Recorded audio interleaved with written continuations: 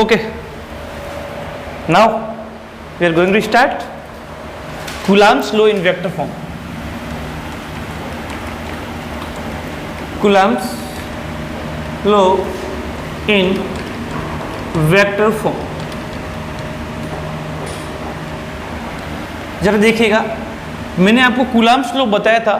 Coulomb's law में अपने क्या था, ये अपने पास चार्ज है Q1, कौन सा है Q1, और दूसरा चार्ज मान लो भी हमें कौन सा Q। रूल सेम है, उनके बीच का डिस्टेंस कितना है,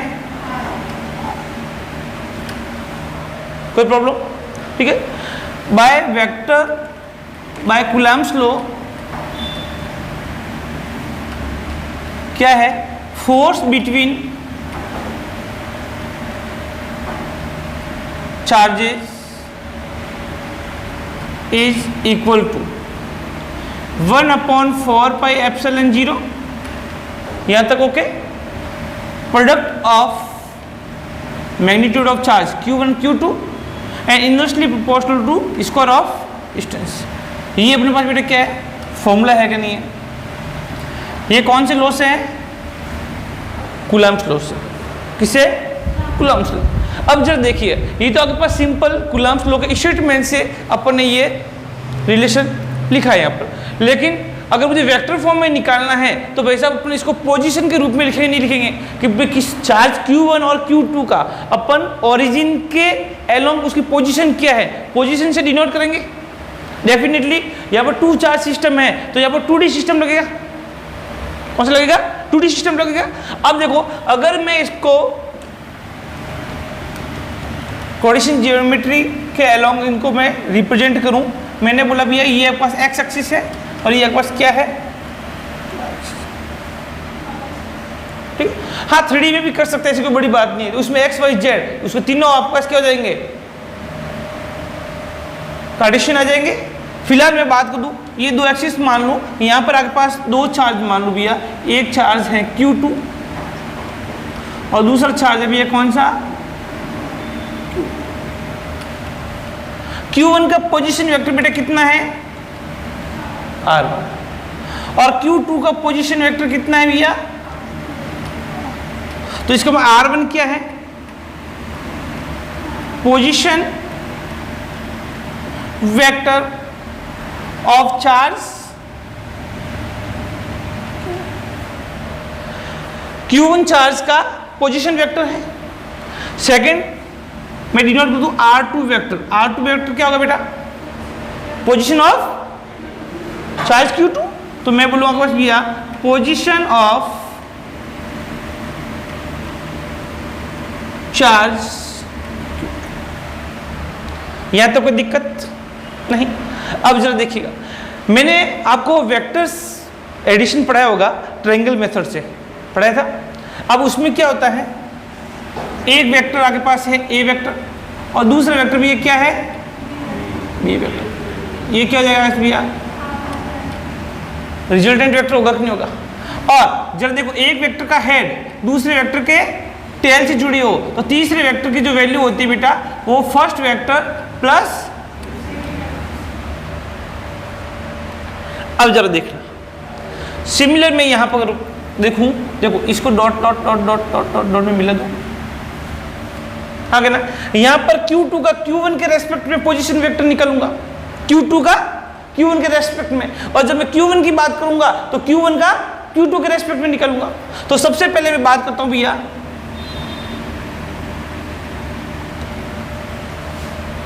अब जरा देखिए इसमें क्या है, यहां पर आपके पास भैया ये है आपके पास, फिलहाल अपने इसको R वेक्टर नाम देते हैं। अब जरा देखो, एक का हेड दूसरे के टेल से जुड़ा हुआ है और तीसरे का जो आपके पास हेड है वो दूसरे के हेड से जुड़ा हुआ है, तो यहां पर आपके पास कितना हो जाएगा, जरा देखो R2 vector is equal to R1 vector plus, basically यहां पर होगा क्या, देखो यहां पर अपने किसका पोजीशन वेक्टर निकाल रहे हैं आपके पास, जरा देखना Q2 का, किसका निकाल रहे हैं Q2 का, किसके रेस्पेक्ट में Q1 में। तो यहाँ पर भी अपन क्या ले लेंगे, R21 वेक्टर ले लेंगे, क्या लेंगे R21। तो R21 वेक्टर बेटा कितना हो जाएगा, इसको उधर भेज दें। तो इसका मतलब जब R21 की बात करें, position of charge Q2 with respect to the Q1, तो इसका मतलब आपके पास R21 बेटा क्या है, देखो अपन ने पढ़ा भी था R की वैल्यू R21, तो इसका मतलब R2 माइनस का R1, तो ये क्या हो जाएगा भैया, position of charge Q2 with respect to. Similarly बात कर भैया R12, तो R12 बेटा कितना हो जाएगा, R1 वेक्टर माइनस R, ये क्या हो जाएगा भैया, position of charge Q1 with respect to the Q, ये होता है ना RAB। जब अपन निकाल रहे बेटा RAB, या फिर अपने ये निकाल दे कि RA माइनस B आ जाए, अपने निकाला भी था VAB। वेलोसिटी जब अपने रिलेटिव वेलोसिटी पढ़ी थी वहां पर क्या पढ़ा, VAB equal to VA minus का, तो अपने क्या पढ़ा था, velocity of object A with respect to the object B पढ़ा था। सिमिलरली वही तो हो रहा है ना, R12 position of 1 with respect to the 2, बोला आगे ना। अब जरा देखिए,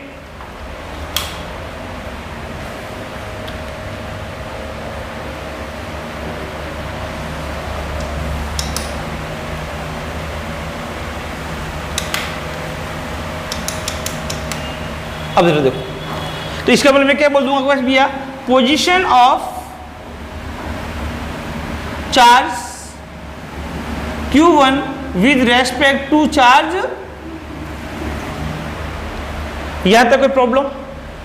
अब जरा देखो, सबसे पहले भी आपको क्या निकालना है, आपको सबसे पहले चार्ज Q1 और Q2 को आपको कोऑर्डिनेट सिस्टम के अंदर सबसे पहले उसको एस्टेब्लिश कर दो, उसको अपन वेक्टर से डिनोट कर दो, और दोनों को वेक्टर से डिनोट, यहाँ पर R1 है पोजीशन ऑफ चार्ज Q1 है, और R2 है पोजीशन ऑफ चार्ज Q2 है। उसके बाद में क्या करना भी अपन को कि चार्ज Q1 का Q2 के रेस्पेक्ट में क्या पोजीशन है वो निकालते हैं, फिर चार्ज Q2 का Q1 के रेस्पेक्ट में क्या पोजीशन है वो अपन यहाँ पर निकालते हैं। अब जरा देखो, यहाँ पर फोर्स बिटवीन चार्ज, ये तो है R21, अगर मैं जरा देखना ये R21 तो बेटा डायरेक्शन इस तरफ है, क्यों R इधर लेने में, क्योंकि दोनों एक साथ डिनोट कर रहा हूं। अगर ये वेक्टर इस तरफ होता तो क्या होता, R1 माइनस R2 होता, तो क्या होता, position of R1 with respect to the R2, तो उसको अपन डिनोट करने के लिए क्या बोलते हैं अपन भैया, R1 माइनस, इसकी वैल्यू कितनी देख भैया, R1 वेक्टर माइनस का R2 वेक्टर, और इसकी वैल्यू कितनी भैया, R2 वेक्टर माइनस का। देखो मैंने दोनों, फिलहाल मैंने इसको एक सिंपल लाइन से दिखाया है, ठीक है। अगर इसकी डायरेक्शन इस तरफ होती तो ये क्या होता भैया, position of R2 Q2 with respect to Q1, और अगर डायरेक्शन इस तरफ होती तो बेटा क्या होता, position of charge Q1 with respect to the Q2। यहाँ तक कोई प्रॉब्लम। और उसका डिनोशन आपको नीचे दिखना है भैया, ये ऐसा कैसा लिखना है, अगर आप नहीं लिखोगे तो ये गलत हो जाएगा, बोर्ड पॉइंट ऑफ व्यू से आपको पूरा एक्सप्लेन करना पड़ेगा। अब जरा देखो एक बात, दोनों चार्ज अगर Q1 Q2 दोनों में अगर पॉजिटिव मान लूं तो उनके बीच में रिपल्सिव फोर्स होगा। फिलहाल मैं ऐसा करता हूं भी आगे पास जरा देखना, इस पर जो फोर्स लगेगा इस Q1 के कारण वो किस तरफ लगेगा, तो यहां पर हो जाएगा F force on Q2, force on Q2 due to Q।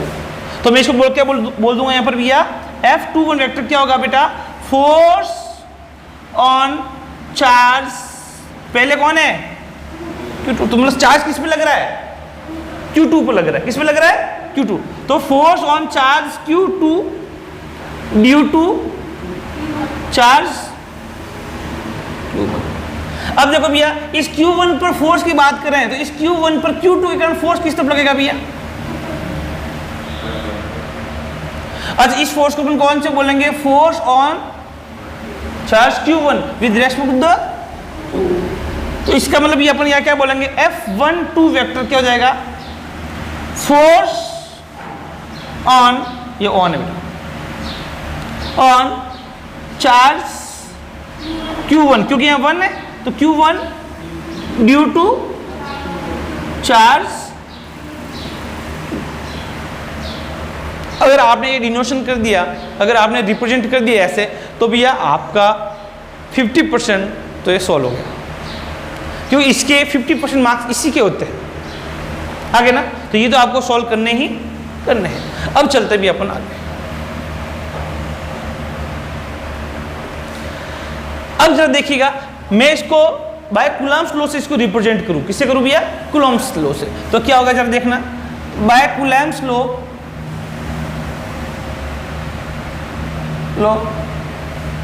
Force on charge Q1 due to charge, मतलब कूलम्ब्स लॉ से, फिलहाल तो मैंने आपको इसको रिप्रेजेंट कराया, अब मैं कूलम्ब्स लॉ अप्लाई करता हूं, और by Coulomb's law force on charge Q1 due to Q2। तो इसका मतलब एक बात बताओ भैया, force on charge Q1 due to Q2 F12 होगा कि नहीं होगा? और क्या होगा? 1/4πε0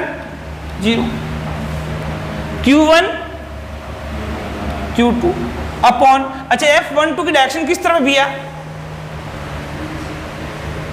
R21 की डायरेक्शन में है कि नहीं?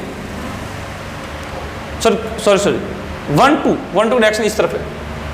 फोर्स F12, ये 2 है, अपन F12 निकाल रहे हैं ना, तो force on charge Q1 due to Q2 की डायरेक्शन किस तरफ भैया?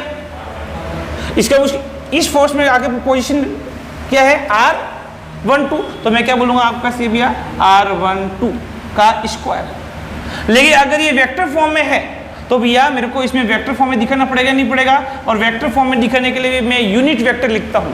क्या लिखता हूँ? तो यूनिट वेक्टर इसलिए लिखता हूँ कि यूनिट वेक्टर का मैग्नीट्यूड कितना होता है? 1।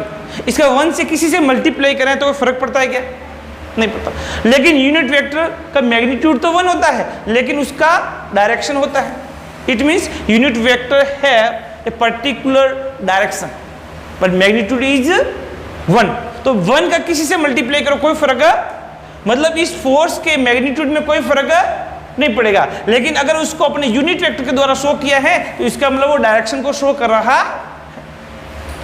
अब एक बात बताओ भैया, R12 जो आपके पास यूनिट वेक्टर है, यूनिट वेक्टर की वैल्यू क्या होती है भाई साहब, बताइए मेरे को। What is the value of unit vector? It is the ratio of vector upon magnitude of vector. कोई यूनिट वेक्टर होता है, अरे भैया मैंने आपको बताया भी था 11th के अंदर, कोई भी यूनिट वेक्टर, ए का यूनिट वेक्टर निकालना है तो एक वेक्टर अपॉन ए का मैग्नीट्यूड होता है कि नहीं होता है?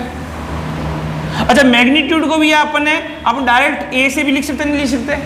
तो इसको अपन क्या लिख सकते हैं? ए वेक्टर अपॉन ए लिख सकते हैं, नहीं लिख सकते? ये यूनिट वेक्टर होता है कि नहीं होता? Unit vector is the ratio of vector to the magnitude of vector. अब जरा देखिएगा, यहां पर देखो R12 का यूनिट वेक्टर कितना हो जाएगा आपके पास भैया? R12 vector upon R1। कोई प्रॉब्लम?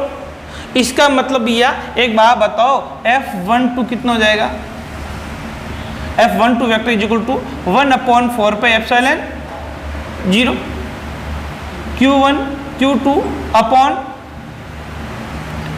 R12 का square into R12 vector upon R12। लिख सकते नहीं लिख सकते? अच्छा, इसकी वैल्यू कितनी हो जाएगी भैया? F12 vector is equal to 1/4πε0 Q1 Q2 upon R12 का क्यूब और R12 का वेक्टर। इक्वेशन नंबर इसको फर्स्ट बोल सकते नहीं बोल सकते? ये यहाँ पर नीचे क्या है? R12 स्क्वायर R12 दोनों प्रोडक्ट मल्टीप्लाई हो जाएगा तो R12 का क्यूब हो जाएगा, नहीं हो जाएगा? है बेटा जी 4π, ये एप्सिलॉन नॉट, इसको एप्सिलॉन बोलते हैं, एप्सिलॉन। ठीक है बेटा? इसकी वैल्यू होती है ना 8.85 इंटू 10 की पावर -12। मैंने इसे जस्ट पहले वाले वीडियो में बताया था, इंटू 10 की पावर -12। ठीक है, अब जरा देखो, ये तो F12 की वैल्यू निकल गई। किसकी निकल गई? F12 की। अब एक चीज और है यहाँ पर, क्या?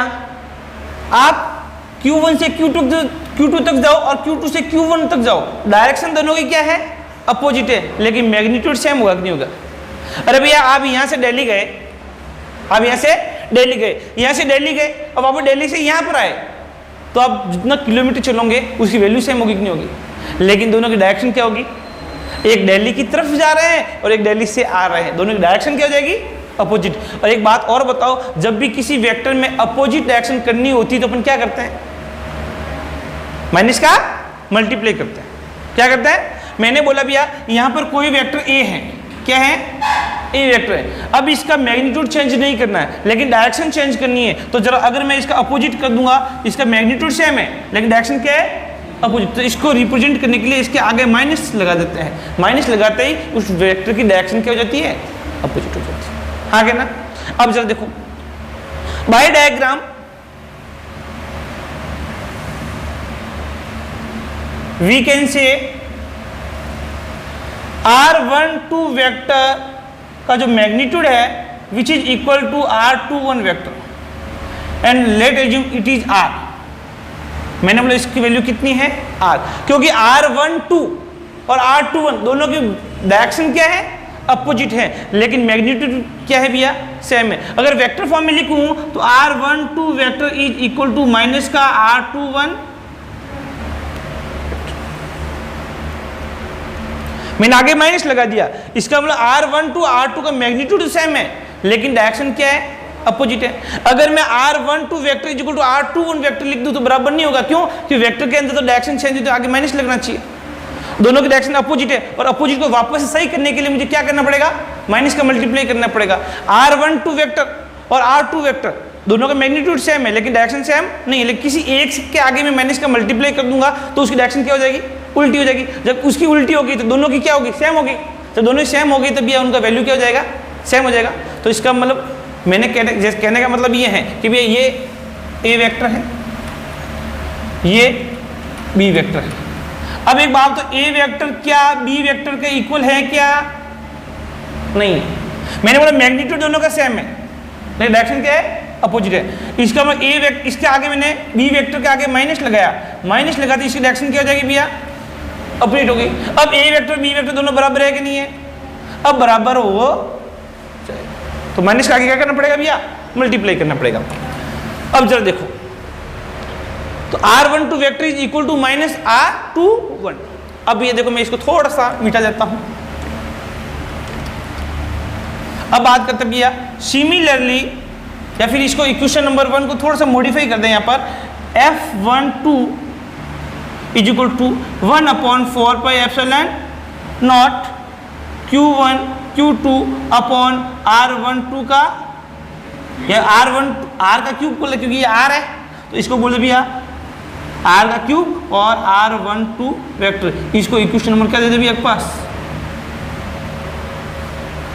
जो इक्वेशन अपने यहाँ मानी थी उसको 1 न मान के अपने इसकी वैल्यू R12 वेक्टर जो R21 दोनों मैग्नीट्यूड सेम है, मैंने क्या मान लिया? Equal to R।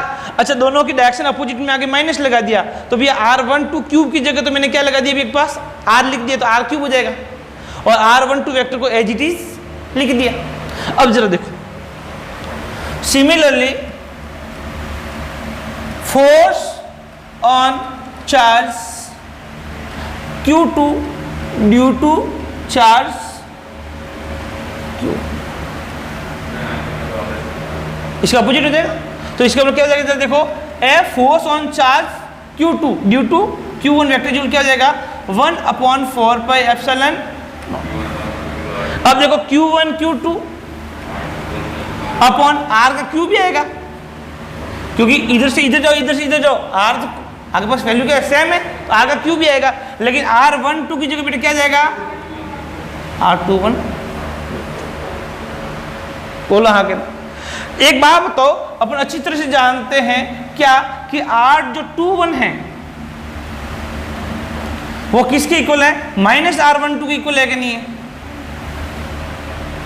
भाई माइनस इधर मल्टीप्लाई करो उधर मल्टीप्लाई करो कोई फर्क नहीं पड़ेगा, ये माइनस यहाँ मल्टीप्लाई करो यहाँ करो, एक तरफ किसी एक वेक्टर के आगे मल्टीप्लाई कर दो वो सेम हो जाएगा। तो इसका R21 किसके इक्वल हो जाएगा? माइनस R12 का। अब ये इक्वेशन क्या हो जाएगी भैया पास? F21 is equal to 1/4πε not Q1 Q2 upon R का क्यूब, यहाँ जगह माइनस का R12 इस माइनस को बाहर ले लो भैया, तो F21 वेक्टर जूल कितना हो जाएगा आपके पास भैया 1/4 pi epsilon not Q1 Q2 upon R का क्यूब। अच्छा माइनस बाहर आ जाएगा तो माइनस का लग जाएगा भैया, और R12 वेक्टर की जगह बेटे क्या लिखूंगा, R12 वेक्टर ही लिखूंगा। कहाँ पे ये R12, ये तो force on Q1 due to Q2 है।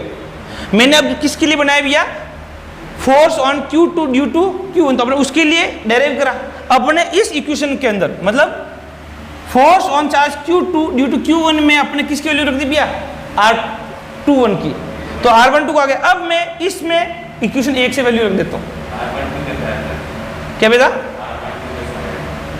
ये अपना R21 इज इक्वल टू बेटा कितना है माइनस R12 है कि नहीं, R1 या ऐसे इसको ऐसे कर दो R21 is equal to minus R12 कर दो, उससे क्या फर्क पड़ेगा भैया, इधर मल्टीप्लाई कर दो माइनस का या फिर उस तरफ कर दो, कोई फर्क नहीं पड़ेगा।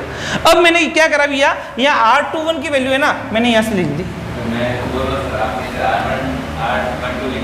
हाँ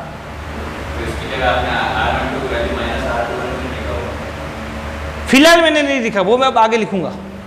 ये तो मैंने आपको ये खाली समझाने के लिए कि इसकी वैल्यू ऐसे होती है। अब इस वैल्यू का यूज कहाँ कर रहा हूँ मैं, यहाँ कर रहा हूँ, उसको तो मैं एज इट इज रख दिया, इक्वेशन 1 रख दिया मैंने। अब बेटा यहाँ पर मैं इस R21 की वैल्यू यहाँ पे लिख रहा हूँ, अब मेरे पास R12 के फॉर्म में आगे नहीं आ गया।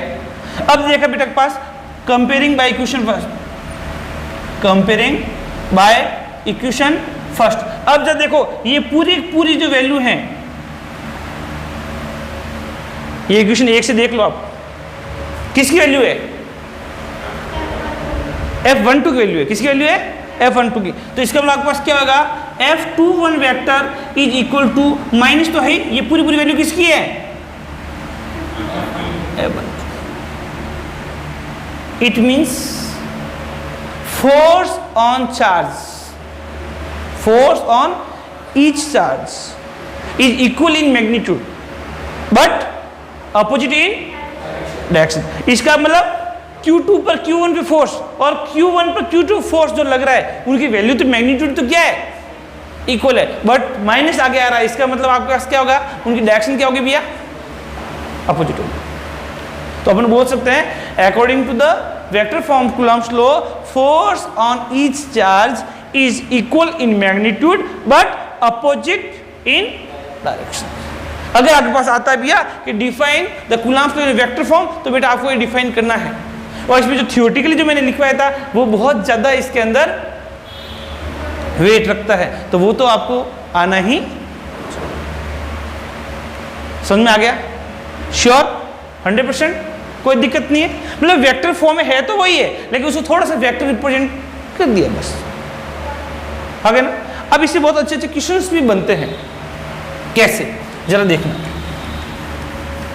एक बात बताओ, आपको मैंने 11th के अंदर पढ़ाया भी था कि अगर दो फोर्स सेम डायरेक्शन में हो, दो फोर्स सेम डायरेक्शन में हो तो वो डायरेक्टली ऐड होते कि नहीं होते, और अपोजिट डायरेक्शन में हो तो सब्ट्रैक्ट हो जाता है, माइनस हो जाता है।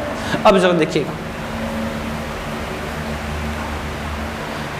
कैसे, मैंने सिंपली बोल दिया आपके पास question, find force on one of the charge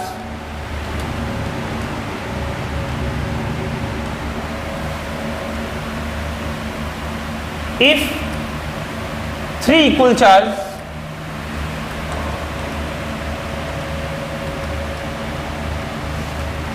placed at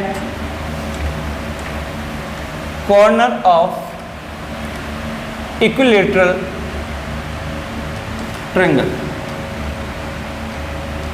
अगर इक्विलेटरल ट्रायंगल के तीनों कॉर्नर पर 3 इक्वल चार्ज रख दिए जाएं तो किसी एक चार्ज पर फोर्स की वैल्यू निकालनी।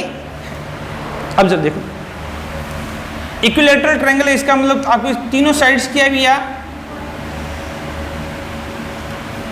ये आपके पास भी क्या है Q, ये भी चार्ज क्या भी है, ये भी चार्ज क्या है इक्विलेटरल इसका मतलब तीनों की साइड क्या है भैया, ए के भी पास साइड ऑफ आ गया ना, और क्यू आपके पास क्या है, magnitude of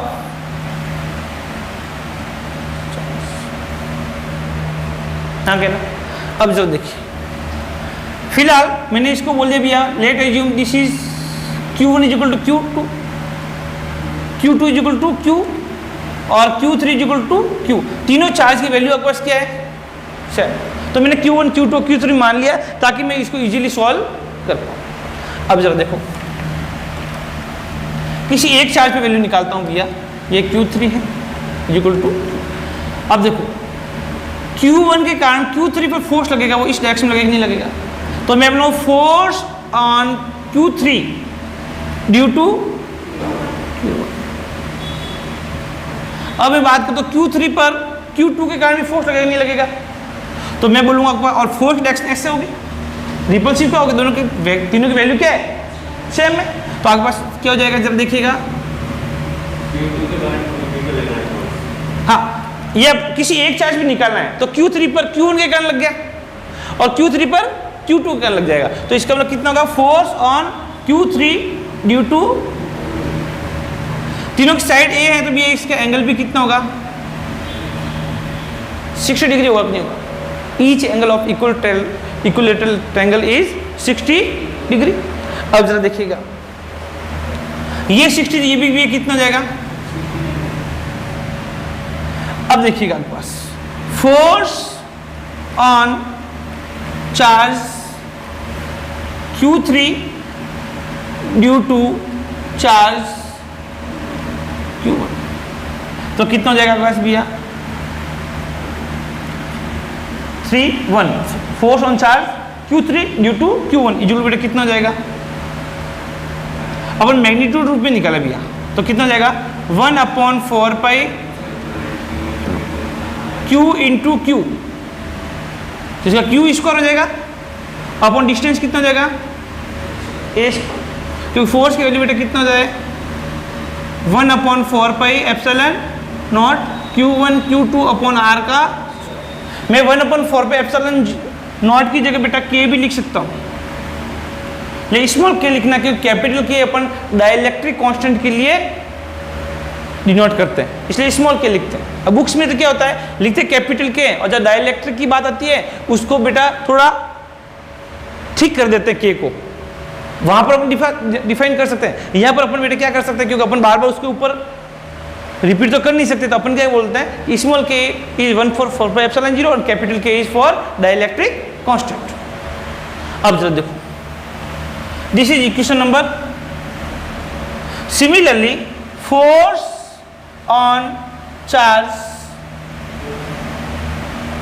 Q3 due to charge Q2, तो इसका मतलब क्या हो जाएगा बेटा, फोर्स ऑन 3 ड्यू टू, मैं मैग्नीट्यूड रूप में ले रहा हूं, ध्यान रखना, कितना हो जाएगा भैया 1/4 pi epsilon naught Q into Q का square upon A square, equation number, by comparing equation first and second, F31 is equal to आगे ना। अब जरा देखो, by comparing equation first and equation second, तो F31 is equal to F32, let assume this is F, मैंने बोला कि माना कि इसकी वैल्यू बेटा कितनी है, अब एक बात तो, दोनों फोर्स के बीच में एंगल कितना है, if two force is at angle theta, if two force is at angle theta, then resultant force will be root F1 का स्क्वायर प्लस F2 का square plus 2F1 F2 cos theta. अपन जानते नहीं जानते formula resultant का, 11th के अंदर पढ़ा था क्या, A square plus B square plus 2AB cos, यहाँ क्या होगा भैया, if A and B are at angle theta. Then resultant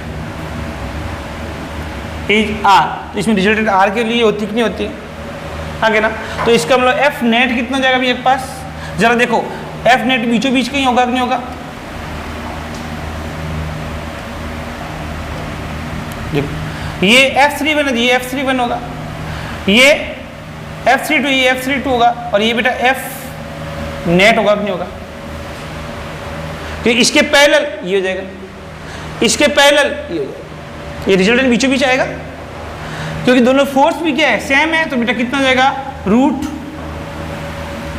F31 का स्क्वायर प्लस F32 का square plus 2F31 32 cos theta, and F net is equal to F31 is equal to F और F32 is equal to F, 2F into F square cos 60, और cos 60 की value कितनी होती है भैया, half, कितनी होती है हाफ, बिल्कुल सही है। तो आपके पास कितना हो जाएगा F square plus F square 2F square plus 2F square into 1/2, 2 से 2 कट गया तो आपके पास कैंसिल हो जाएगा, कितना जाएगा भैया F net is equal to 3F square is equal to root 3F, 3 का तो रूट 3 F स्क्वायर कितना जाएगा F, तो F नेट इज इक्वल बेटा कितना हो जाएगा root 3 1/4 pi epsilon naught Q into Q square upon A का, क्यों अपने भी क्या कहते हैं वैल्यू तो सेम है कि नहीं है, और इसकी F की वैल्यू कितनी है अभी अभी निकाला था अपने 1/4 pi epsilon naught Q square upon A square थी कि नहीं थी, 1/4 pi epsilon 0 Q square upon A square 1/4 pi epsilon 0 Q square upon, और 1/4 पाई एप्सिलॉन 0 की अपन बेटा वैल्यू क्या लिख सकते हैं अपन K भी लिख सकते हैं, तो कितना हो जाएगा root 3K Q square upon small k,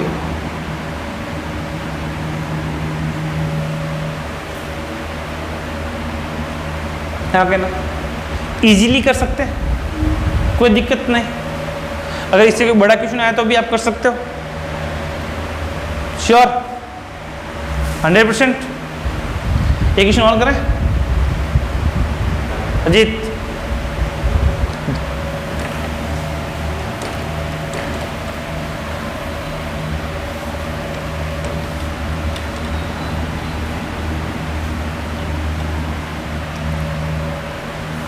अब मैं भी ये क्या करता हूं सेम क्वेश्चन को स्क्वायर के लिए कर देता हूं। अगर मैं किसी स्क्वायर के जिसकी साइड A हो, चारों कॉर्नर पर मैंने 4 इक्वल चार्ज रख दिए, तो किसी एक चार्ज पर आपको नेट फोर्स निकालना, तो जरा देखिएगा, if 4 equal charge is placed at corner of square of side A, then find resultant force on any one of the charge। किसी एक चार्ज पर आपको रिजल्टेंट फोर्स निकालना है, आगे ना। अब जब देखो इसकी साइड कितनी है A, इसकी साइड कितनी है A, इसकी साइड कितनी है A, इसकी साइड कितनी है,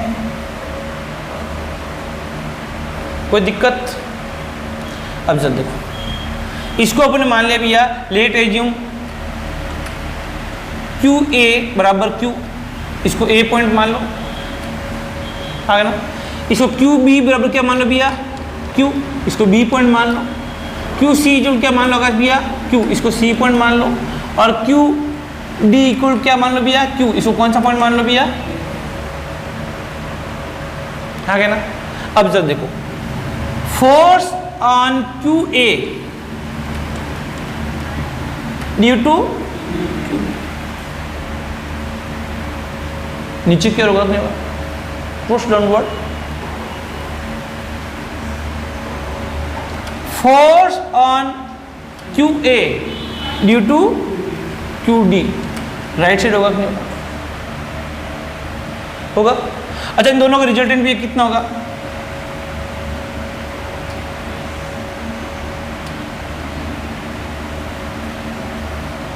F डैश होगा कि नहीं होगा, जरा देखो Similarly, force on QA due to charge QB कितना हो जाएगा, जरा देखना। FAB is equal to magnitude रूप में लिखें तो K स्मॉल के लिख दे, Q स्क्वायर अपॉन डिस्टेंस कितना भी है, equation number. Similarly force on QA due to charge QD के कारण फोर्स कितना होगा भैया, FAD। तो आपके पास कितना हो जाएगा, FAD is equal to K Q square upon A square. Equation में क्या बोल देंगे पास, comparing equation first and second, FAB is equal to FAD। Let assume this is F. The value of this F is K Q square upon A square. So, resultant force of FAB and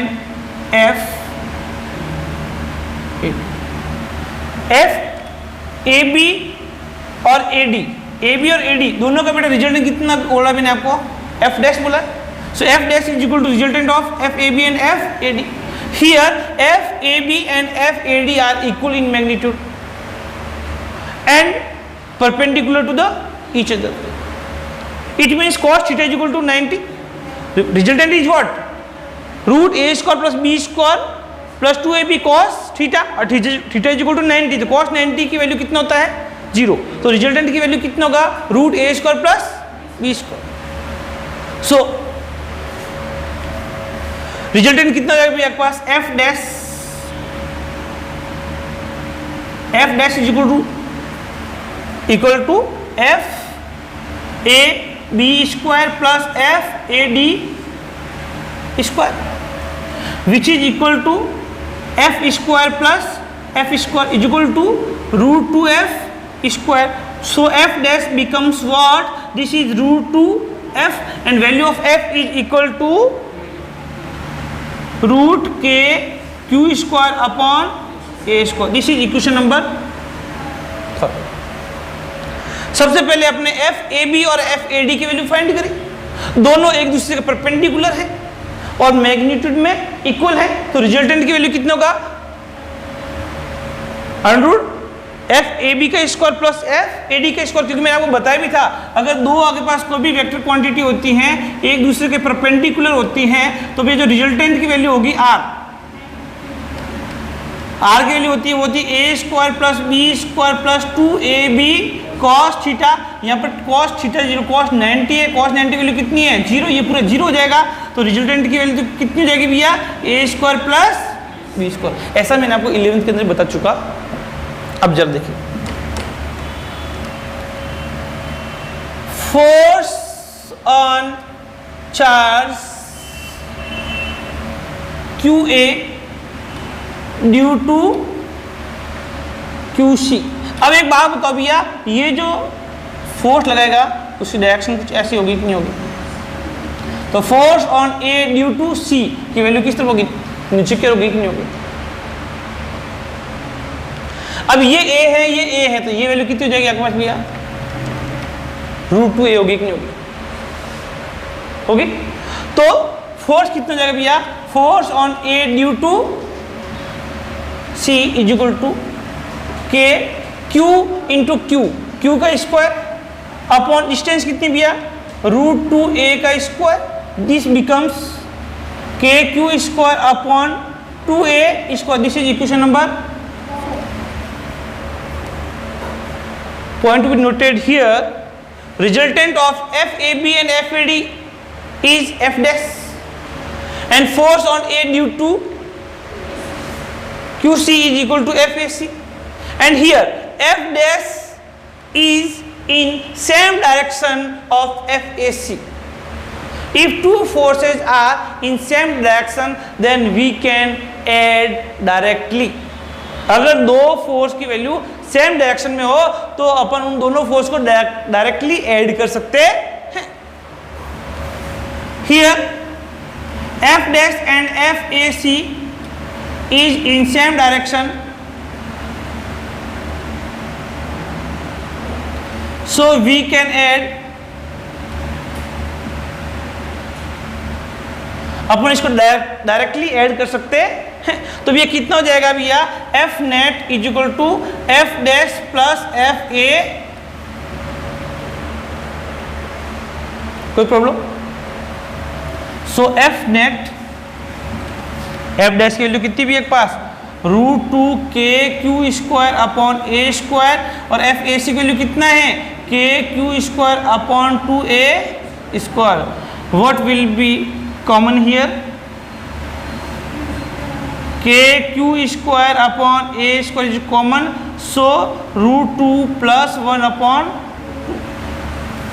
this is resultant force on charge QA due to remaining all charge.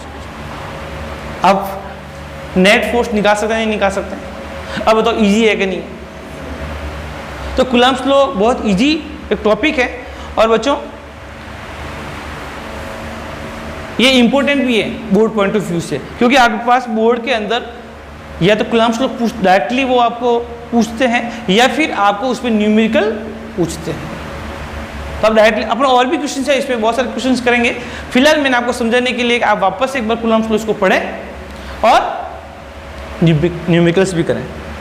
अपने जो application है Google play store पर, उसमें जाना, उसमें जाके आप registration करना, और अपना उसमें स्टडी मटेरियल है, स्टडी मटेरियल के अंदर जाके इसके न्यूमेरिकल्स होंगे. तो आप कूलम्ब्स लॉ, उसमें अलग से कूलम्ब्स लॉ के लिए न्यूमेरिकल्स हैं, तो उसमें न्यूमेरिकल्स आप घर पे जा करना, बहुत आनंद आएगा. ठीक है, अपने जो दोस्त अभी नहीं आ रहे उनको बोल देना आ जाएं सोशल डिस्टेंसिंग के थ्रू. ठीक है, और ऑनलाइन तो बच्चों के पास जा ही रहा है ये, साथ में आप भी यहाँ पर भी पढ़ सकते हैं, कोई दिक्कत तो. ठीक है, ओके, थैंक यू.